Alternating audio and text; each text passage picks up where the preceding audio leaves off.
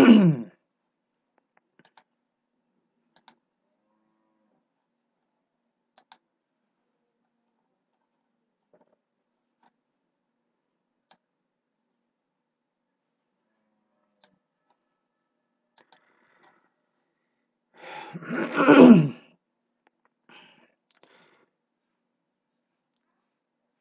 শিক্ষার্থী, আজকের ক্লাসে তোমাদের সবাইকে অভিনন্দন। কেমন আছো তোমরা? আশা করি বেশ ভালো আছো। থাম্বনেইল দেখে তোমরা বুঝেই গেছো যে আজকের ক্লাস কি হতে চলেছে, তাই না? দেখো, আজকের ক্লাসটি ফর অল স্টুডেন্টস, সবার জন্য, ছোট থেকে বড় সবার জন্য আজকের ক্লাসটি। জানলে ছয়, ন্যারেশনকে করবেই জয়, তাই না? তো এই ছয়ের মধ্যে একটা রহস্য আছে। এই ছয় নিয়েই আজকের কথা। তো চলো ক্লাসটা শুরু করি। জানলে ছয়, ন্যারেশনকে করবেই জয়। আসলে ছয়টা কি জানতে হয়, এমন কি জানার আছে যে আমরা ন্যারেশনকে জয় করতে পারবো, তাই না? চলো তো ক্লাসটা শুরু করি। দেখো, কি লেখা আছে যে ন্যারেশন চেঞ্জ করতে গেলে যে ৬টি ধাপ পেরোতে হয়, তাহলে থাম্বনেইলে তোমরা দেখলে যে জানলে ছয়, ন্যারেশনকে করবেই জয়, তাই না? তো এখানে যে কোনো ন্যারেশনের ক্ষেত্রে তোমাদের ৬টি ধাপ পেরোতে হবে। এই ৬টি ধাপ ভীষণভাবে গুরুত্বপূর্ণ। যদি তোমরা এই ৬টি ধাপ চিনতে পারো এবং তাদের কার্যপ্রণালী তোমরা যদি ভালো করে বুঝতে পারো, তাহলে ন্যারেশন, যে কোনো ন্যারেশন তোমরা খুব সহজে পারবে। আর যদি এই ৬টি ধাপ তোমরা না বোঝো, তাহলে কিন্তু ন্যারেশন কোনোভাবেই তোমাদের দ্বারা সম্ভব নয়। তো আজকে আমি মূলত এই ৬টি ধাপ তোমাদের আমি চেনাতে চলেছি। তোমরা কি জানো এই ৬টি ধাপ? আচ্ছা, তোমরা যারা জানো সবাইকে অভিনন্দন। আর মূলত আমার যে প্রসেসটা চলছে, একদম পিছিয়ে পড়া ছাত্রদের জন্য, যেসব স্টুডেন্টস তোমরা বেসিক গ্রামার খুব ভালো করে বোঝোনি, বেসিকে তোমরা যারা দুর্বল আছো, মূলত তাদের জন্যই এই ক্লাসের আয়োজন। তো ৬টি ধাপ জেনে নেওয়া যাক, তাই না? আচ্ছা, ধাপ বা স্টেপ 1, এই যে দেখো ধাপ বা স্টেপ হচ্ছে 1। আমি 1 বলতে কাকে বোঝাচ্ছি? এই যে রিপোর্টিং ভার্ব, এই রিপোর্টিং ভার্বের মধ্যে কারা থাকে? রিপোর্টিং ভার্বের মধ্যে হচ্ছে সে, তারপর হচ্ছে এই যে সেস, আর এই হচ্ছে সেইড, আর এই হচ্ছে সেইড টু। তো রিপোর্টিং ভার্বের মধ্যে আমি এই যে সে, সেস, আর এই যে সেইড, আর হচ্ছে সেইড টু, একে বুঝিয়েছি। তাহলে এইটা হচ্ছে স্টেপ 1। তাহলে রিপোর্টিং ভার্বকে সবার প্রথম চিনতে হবে। স্টেপ 2, ধাপ 2 বলতে আমি যা বুঝিয়েছি সেটা হচ্ছে কমা, সেটা হচ্ছে কমা। রিপোর্টিং স্পেসের পর যে কমা থাকে সেইটাই হচ্ছে স্টেপ 2। আচ্ছা, স্টেপ 3, স্টেপ 3 বলতে কাকে বোঝানো হয়েছে? স্টেপ 3 বলতে রিপোর্টেড স্পিচের সাবজেক্ট। আচ্ছা, সাবজেক্ট তোমরা জানো, আর রিপোর্টেড স্পিচ কি সেটাও তোমরা জানো। নেক্সট স্টেপ 4 বলতে যাকে বোঝানো হয়েছে সেটা হচ্ছে ভার্ব। এবার ভার্ব বলতে এইটাও কিন্তু রিপোর্টেড স্পিচের ভার্ব, এটাও হচ্ছে রিপোর্টেড স্পিচের ভার্ব, যেটা ইনভার্টেড কমার মধ্যে যে ভার্বটা থাকে। আর স্টেপ 5 বলতে হচ্ছে প্রোনাউন, সবগুলোই কিন্তু রিপোর্টেড স্পিচ, হ্যাঁ। আচ্ছা, আর স্টেপ 6 বলতে হচ্ছে অ্যাডভার্ব, এটাও হচ্ছে রিপোর্টেড স্পিচ। তো চলো এগুলো তোমরা খাতায় নোট করে নাও, তাহলে বুঝতে সুবিধা হবে। এবার আমরা প্রশ্নে চলে আসি। এখানে আমি তোমাদের বোঝানোর জন্য 5টা প্রশ্ন নিয়েছি। তো এই 5টা প্রশ্ন থেকে বোঝবার চেষ্টা করি। আচ্ছা, সবার প্রথম number 1, he said to me I lost my pen. আচ্ছা, তাহলে কি বলা আছে? যে সে আমাকে বলেছিল I lost my new pen, আমি আমার নতুন কলমটি হারিয়েছিলাম, তাই তো? আচ্ছা দেখো, এখানে আমাকে এই যে 6টা যে স্টেপ, সেই 6টা স্টেপ আমাকে চিনতে হবে। তো দেখো, রিপোর্টিং, আচ্ছা এই দুটো জায়গা খুব ভালো করে বুঝবে। এই যে ইনভার্টেড কমা, এই ইনভার্টেড কমার মধ্যে দেখো একটা অংশ আছে, মানে একটা সেন্টেন্স আছে, এইটা হচ্ছে রিপোর্টেড। আর এই ইনভার্টেড কমার বাইরে আর একটা অংশ আছে, এটা হচ্ছে রিপোর্টিং। এই দুটো রিপোর্টিং আর রিপোর্টেডের মাঝে যে 6টি ধাপ আমি বললাম, এই 6টি ধাপ তোমাকে কি করতে হবে? আইডেন্টিফাই করতে হবে, দুটো মিলে কিন্তু, রিপোর্টিং আর হচ্ছে রিপোর্টেড, এই দুটো অংশ থেকে তোমাকে 6টি ধাপ খুঁজে বের করতে হবে, 6টি ধাপ তোমায় খুঁজে বের করতে হবে, তাহলেই তোমরা খুব সহজে ন্যারেশন চেঞ্জ করতে পারবে। তো চলো, মোস্ট অফ দ্য স্টেপগুলো কিন্তু অন্তর্ভুক্ত আছে রিপোর্টেডের মধ্যে।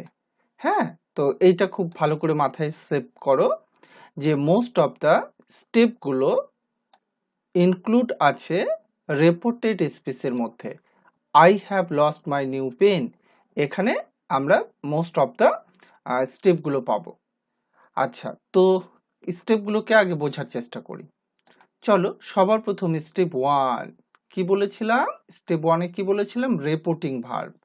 তাহলে বলো, রিপোর্টিং ভার্ব কোনটা জানো? এই রিপোর্টিং স্পিচের মধ্যে যে ভার্ব থাকে সেটাই হচ্ছে রিপোর্টিং ভার্ব। তাহলে এই যে সেড টু, এটা হচ্ছে রিপোর্টিং ভার্ব।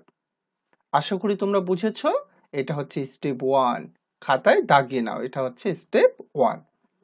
আচ্ছা, এই ভার্বের জায়গায় অনেক কিছু থাকতে পারে, এই যে ভার্বের জায়গায় অনেক কিছু থাকতে পারে। সেড যে আছে, আমি জাস্ট তোমাদের বোঝানোর জন্য আমি সেড নিয়েছি, আসলে এখানে সে মানে বলা, এখানে অনেক কিছু বলা হিসেবে ভার্ব থাকতে পারে। আচ্ছা, স্টেপ টু মানে হচ্ছে কমা, তোমরা পূর্বেই জেনে নিয়েছো, স্টেপ টু মানে হচ্ছে এই যে কমা, স্টেপ টু মানে হচ্ছে এই যে কমা। তাহলে কমা বলতে এই কমাটাকে বলেছি আমি স্টেপ টু। ওকে, তাহলে আশা করি তোমরা বুঝেছো। তাহলে স্টেপ ওয়ান মানে এই যে ভার্ব, আর স্টেপ টু মানে হচ্ছে এই কমা। তাহলে তোমরা এখানে লিখে নাও যে এটা স্টেপ 1, এটা স্টেপ 2। এবার স্টেপ 3 দেখো, স্টেপ 3 মানে হচ্ছে রিপোর্টেড স্পিচের সাবজেক্ট, তাকে বলে দিয়েছি রিপোর্টেড স্পিচের সাবজেক্ট। তাহলে এই যে রিপোর্টেড স্পিচ, এখান থেকে এটা রিপোর্টেড স্পিচ, এর সাবজেক্ট, তাহলে সাবজেক্ট যার সম্পর্কে বলা হয় তাকে সাবজেক্ট বলে, এই আই হচ্ছে কি? সাবজেক্ট। বুঝতে পারছো তো? আচ্ছা, স্টেপ 4 মানে হচ্ছে ভার্ব, দেখো ইনভার্টেড কমা রেখেছি আমি, এই যে ইনভার্টেড কমার মধ্যে যে ভার্বটা, তাহলে দেখো এইটাও একটা ভার্ব, আমি আসলে এই ভার্বটাকে বোঝাচ্ছি না, আমি স্টেপ 4 বলতে এই যে রিপোর্টেড স্পিচের মধ্যে যে ভার্ব আছে সেই ভার্বটাকে বলছি। তোমরা কি চিনতে পারছো এখানে ভার্ব কোনটা? এই যে লস্ট হচ্ছে ভার্ব। বুঝতে পারলে তো? আচ্ছা, এবার দেখো স্টেপ 5 বলতে আমি কাকে বুঝিয়েছি? স্টেপ 5 হচ্ছে প্রোনাউন, আর স্টেপ 6 বলতে হচ্ছে অ্যাডভার্ব। আর এগুলো সবগুলোই তোমাকে খুঁজে বের করতে হবে কিন্তু রিপোর্টেড থেকে। তাহলে এই যে মাই, এটা হচ্ছে প্রোনাউন, আইটাও প্রোনাউন, কিন্তু আমরা যেহেতু তাকে সাবজেক্ট হিসেবে আগে নিয়ে নিয়েছি, এবার তো এটার কাজ হয়েই গেছে। এই যে মাই, এই মাই হচ্ছে প্রোনাউন। তারপর স্টেপ 6-এ কি আছে? অ্যাডভার্ব। তো এখানে কোনো অ্যাডভার্ব আছে? না, আসলে এখানে কোনো অ্যাডভার্ব নেই। তাহলে গুনো তো, এখানে তোমরা কয়টা স্টেপ পেলে? আচ্ছা, এখানে সেইট, তাই না? তাহলে তোমরা এখানে পেলে স্টেপ 1।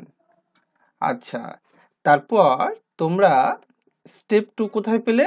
স্টেপ 2 এই যে কমা, কমা হচ্ছে স্টেপ কি? 2। আচ্ছা, তাহলে স্টেপ 3 কোনটা? স্টেপ 3 হচ্ছে যে আই, আই হচ্ছে স্টেপ কি? 3। আর ভার্ব কোনটা? ভার্ব হচ্ছে লস্ট, স্টেপ 4, তাই না? লস্ট হচ্ছে স্টেপ 4। আর 5 কোনটা? 5 হচ্ছে স্টেপ, এই যে 5 হচ্ছে মাই প্রোনাউন। আর এখানে কোনো অ্যাডভার্ব আছে? না, এখানে কোনো অ্যাডভার্ব নেই। চলো আরেকবার তাকিয়ে নাও। তাহলে এই যে সেট, এটা হচ্ছে স্টেপ 1, কমা, এটা হচ্ছে স্টেপ কি 2, এই যে সাবজেক্ট, এটা হচ্ছে স্টেপ 3, এই যে লস্ট, এইটা হচ্ছে স্টেপ 4, মাই, এটা হচ্ছে স্টেপ 5। চিনতে পারলে তো? তো এই যে 1 2 3 4 5 6, এই যে 6টা স্টেপ বাদ দিয়ে দেখো বাক্যের মধ্যে আরো অনেকগুলো ওয়ার্ড আছে। আসলে এই ওয়ার্ডগুলোর কিন্তু পরিবর্তন হয় না, শুধু তোমাকে পরিবর্তন করতে হবে এই যে স্টেপ 1 2 3 4 করে যে 6টা স্টেপ তোমরা পাবে বা তোমাদেরকে আইডেন্টিফাই করতে হবে। আসলে সেই 6টা স্টেপ পরিবর্তন করলেই তোমাদের ন্যারেশন হয়ে যাবে। আমি দেখেছি যে স্টুডেন্টসগুলো রুলস মুখস্থ করে, হ্যাঁ, কোথায় কমার জায়গায় কি লিখবো, ভার্বের জায়গায় কি লিখবো, কিন্তু তারা চিনতে পারেন না।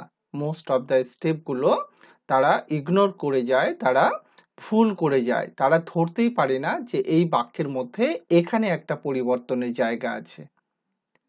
তো তোমাদের কি এরকম হয়? যদি হয়ে থাকে তাহলে এই 6টা স্টেপ তোমরা ভালো করে বুঝে নাও। আচ্ছা, এবার কোশ্চেন নাম্বার 2 এ চলে আসি। তোমরা 1 কোশ্চেন নাম্বার থেকে আশা করি অনেকটাই তোমরা কনসেপ্ট পেয়ে গেলে, তাই না? এবার স্টেপ 2 এ চলে আসো। আচ্ছা, দেখো ইনভার্টেড কমার মধ্যে যে অংশটা পাচ্ছি সেটা হচ্ছে কি রেপুটেড, আর ইনভার্টেড কমার বাইরে যেটা পাচ্ছি সেটা কি রেপোর্টিং, তাই না? তো আমরা রেপোর্টিং এ এই কমা পর্যন্ত আমরা দুটো স্টেপ পাবো, আর এই বাকিগুলোতে স্টেপ পাবো আমরা 4টে। তাহলে 6টা স্টেপের মধ্যে রেপোর্টিং এর মধ্যে কমা পর্যন্ত আমরা পাবো দুটো স্টেপ, আর রেপোর্টেড স্পিচের মধ্যে আমরা বাকি 4টে স্টেপ পাবো। মনে থাকবে তো? আচ্ছা, এবার দেখো এখানে তাহলে এই যে রেপোর্টিং, রেপোর্টিং এটা হচ্ছে রেপোর্টিং ভার্ব, এটা হচ্ছে স্টেপ 1। তাহলে ভার্ব কোনটা? এই হচ্ছে সেট, এইটা হচ্ছে ভার্ব, তাহলে এইটা হচ্ছে কি স্টেপ 1, তাই না? আচ্ছা, এবার স্টেপ 2, স্টেপ 2 হচ্ছে কমা, তাই না? তোমরা জানো যে স্টেপ 2 হচ্ছে, এই যে স্টেপ 2 হচ্ছে কমা।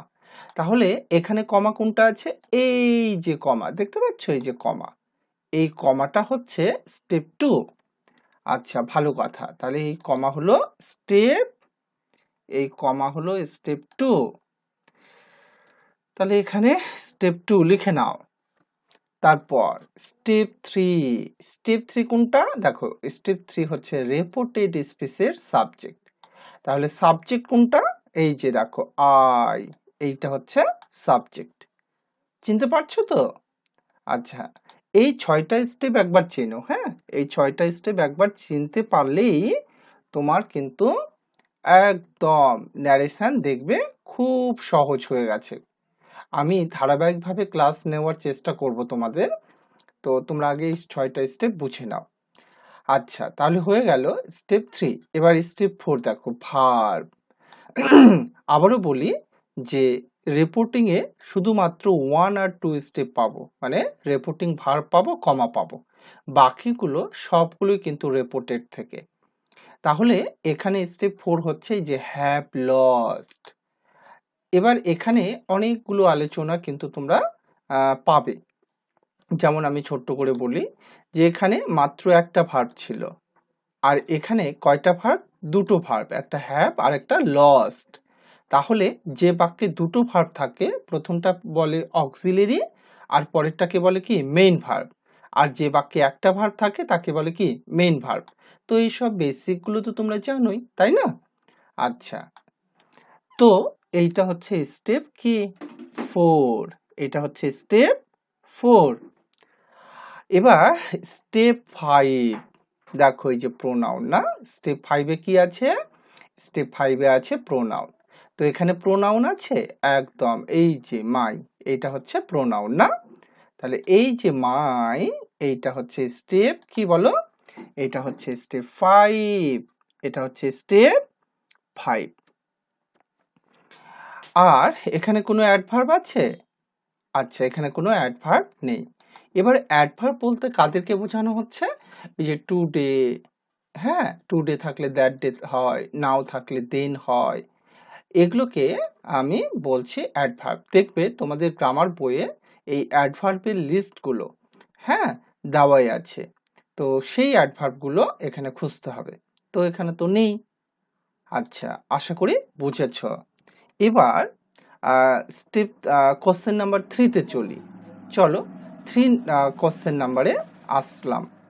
মাই মাদার সেড টু মি, কি এটা? Reporting. I kept a pen yesterday, এটা কি? রিপোর্টেড। এবার রিপোর্টিং এ পাবো দুটো স্টেপ আর রিপোর্টেড বাকিগুলো, তাই না? তো দেখা যাক কয়টা স্টেপ পাচ্ছি এখানে। তাহলে এই যে সেড, এটা হচ্ছে কি? স্টেপ 1। এই যে কমা, এটা হচ্ছে কি? স্টেপ 2। এই যে আই, এটা হচ্ছে স্টেপ 3। আর এই যে কেপ, এটা হচ্ছে স্টেপ 4। এবার দেখো এখানে আমরা প্রোনাউন পেয়েছিলাম, এখানে কি প্রোনাউন আছে? না, আসলে এখানে কিন্তু কোনো প্রোনাউন নেই। হ্যাঁ, কি আছে? এখানে প্রোনাউন নেই, কিন্তু অ্যাডভার্ব। কি আছে এখানে? অ্যাডভার্ব। তাহলে এই যে ইয়েস্টারডে, এইটা হচ্ছে অ্যাডভার্ব। বুঝতে পারলে তো? আচ্ছা, তাহলে সেইট হচ্ছে স্টেপ 1। তারপর কমা, এই কমা হচ্ছে স্টেপ 2। আচ্ছা, তারপর আই হচ্ছে স্টেপ 3। তারপর গেভ হচ্ছে স্টেপ 4।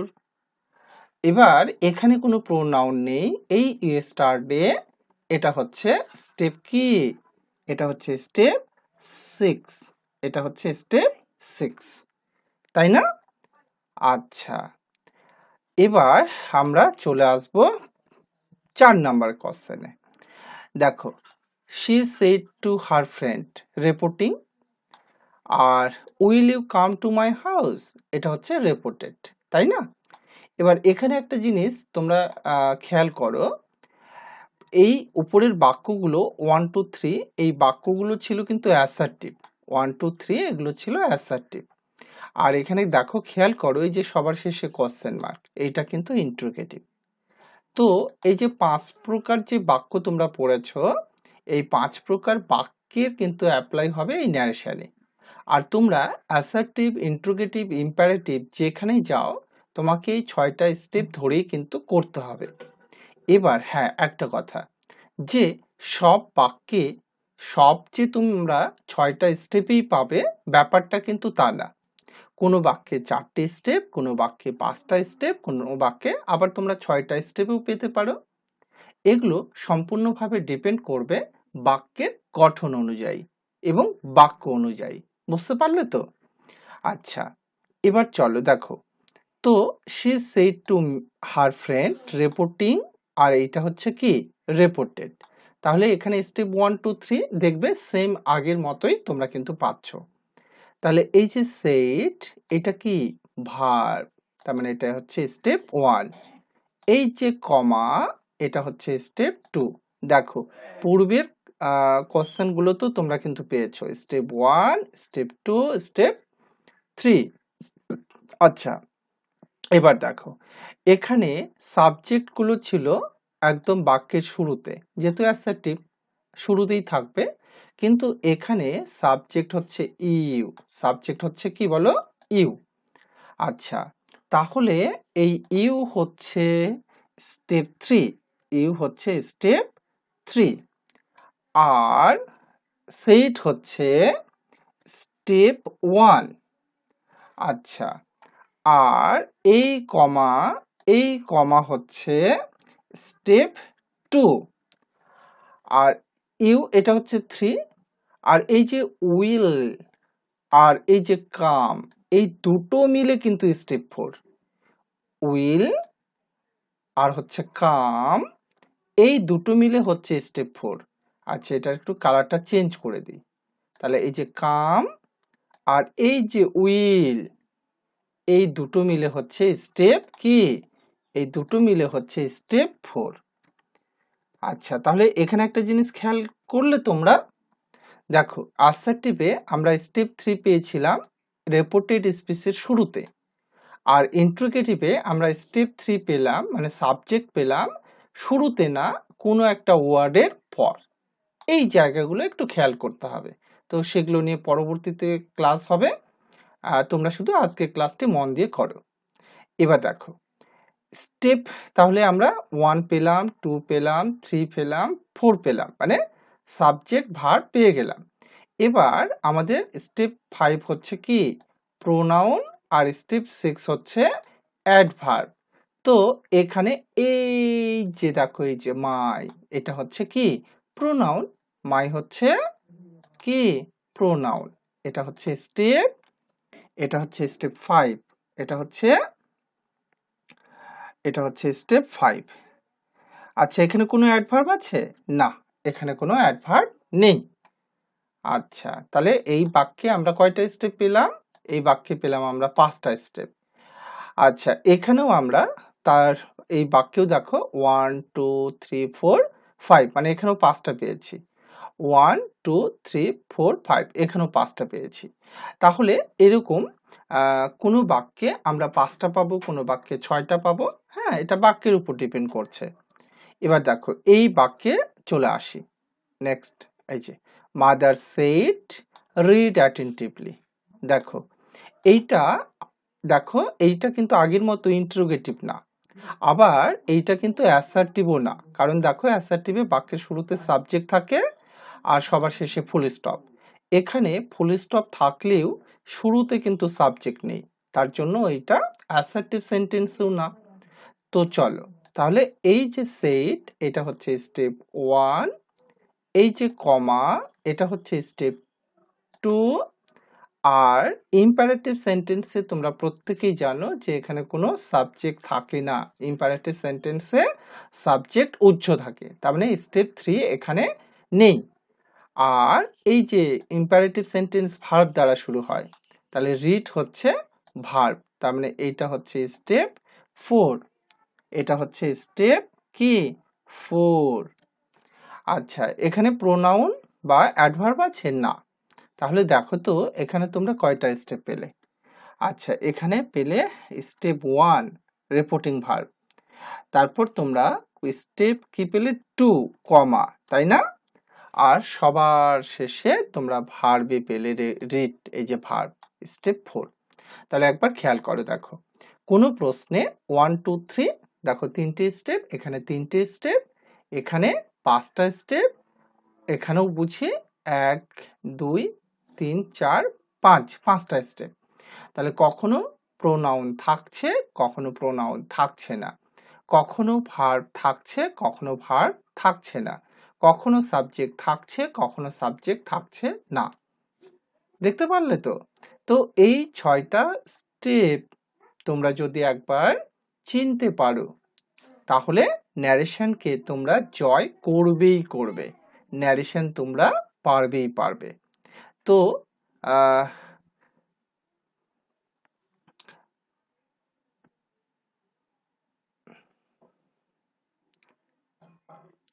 আসলে ন্যারেশন চেঞ্জ এইভাবেই করতে হয়। আগে চিনবো, তারপর আমরা রুলসকে অ্যাপ্লাই করব। যদি শুরুতেই আমরা রুলসকে অ্যাপ্লাই করি, তাহলে আমরা অনেক জায়গায় মুখ থুবড়ে পড়ব, আমাদের অনেক জায়গায় কি ভুল হয়ে যাবে। তো যদি ক্লাসটি ভালো লাগে তাহলে বন্ধুদের মাঝে শেয়ার করে দাও। আমি ধারাবাহিকভাবে ক্লাস নিয়ে হাজির হব অন্য কোনো এক ক্লাসে। তো প্রত্যেকেই ভালো থাকবে, এই প্রত্যাশা নিয়ে ক্লাসটি শেষ করলাম। দেখা হবে আবারও নতুন কোনো ক্লাসে।